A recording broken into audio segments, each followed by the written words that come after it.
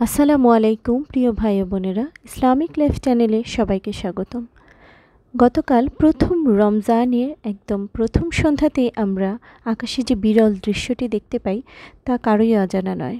বাংলাদেশ, ভারত এবং আশেপাশের দেশগুলোতে সন্ধ্যায় এই দৃশ্যটি আমরা সকলেই দেখেছি। চাঁদের নিচে এক বিশাল তারা। সকলের মনে প্রশ্ন ছিল, এই তারাটি আসলে কী? আদৌ কি এটি তারা? এত দীর্ঘ সময় ধরে কেনই বা তা আকাশের নিচে এভাবেই ঝুলে আছে? এবং অনেক জল্পনা কল্পনার পরে অবশেষে আমরা জানতে পারলাম এটি আসলে কোনো তারা ছিল না, এটি ছিল শুক্র গ্রহ।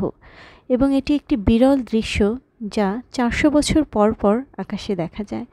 সূর্য এবং চাঁদ এবং বিভিন্ন গ্রহগুলো বিভিন্ন অক্ষপথে ঘুরতে থাকে, আমরা সবাই জানি। ঘুরতে ঘুরতে চাঁদ এবং শুক্র গ্রহ যখন একই সরলরেখায় চলে এসেছে, তখন এই বিরল দৃশ্যটি আমরা সকলে দেখতে পেরেছি।